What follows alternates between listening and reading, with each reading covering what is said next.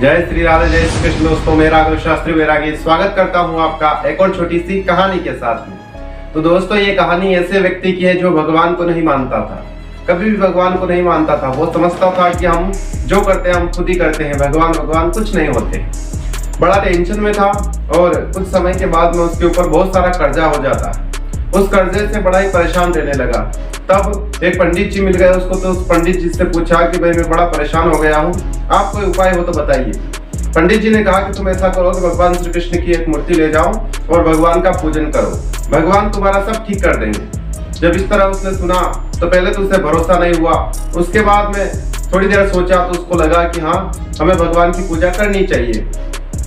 ऐसा सोच करके वह भगवान की एक मूर्ति ले आया। श्री कृष्ण भगवान की मूर्ति ला करके घर में स्थापित कर दी और भगवान का पूजन करने लगा।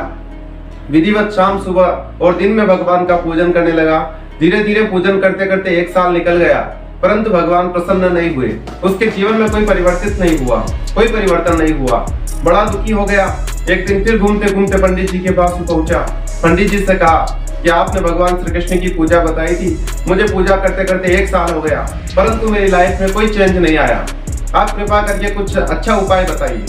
पंडित जी ने कहा कि ठीक है, ऐसा करो कि तुम अब की बार भगवान शंकर की पूजा करो, क्योंकि भगवान शंकर जल्दी प्रसन्न हो जाते हैं, वो तुम्हारी लाइफ में सब आनंद कर देंगे। इसलिए भगवान की मूर्ति ले जाओ और भगवान का पूजन करो।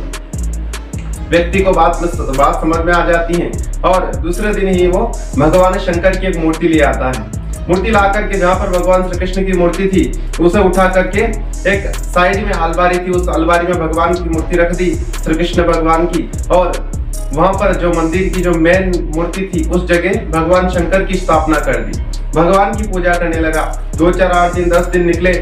एक दिन उसने देखा कि भगवान की पूजन करने के बाद में जो अगरबत्ती लगी हुई थी भगवान के सामने, शंकर भगवान के सामने अगरबत्ती लगी हुई थी, तब उसने देखा कि उसका धुआं जिस श्री कृष्ण भगवान की मूर्ति जो अलमारी में रखी हुई है उस तरफ वो धुआं जा रहा था।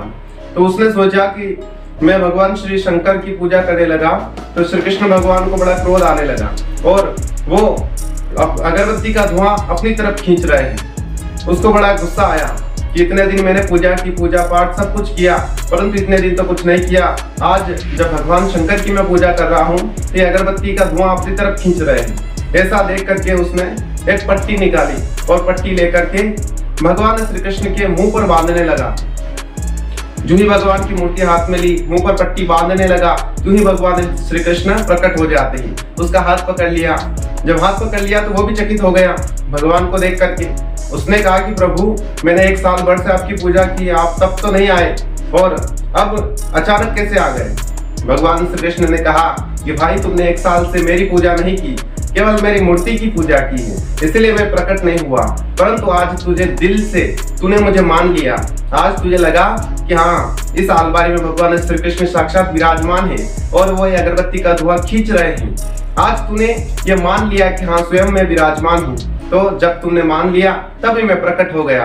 तुमने पहले केवल मूर्ति की पूजा की थी। छोटी सी कहानी है दोस्तों, परंतु बहुत बड़ी हमें सीख दे करके जाती है कि भगवान को मूर्ति की पूजा करने से कुछ नहीं होने वाला है। भगवान को दिल से मानना पड़ता है, मन से तन मन से भगवान को मानना पड़ता है, तभी भगवान हमारी मदद करते हैं।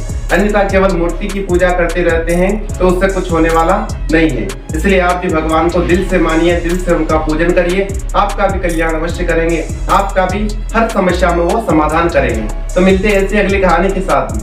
तब तक के लिए जय श्री राधे, जय श्री कृष्ण।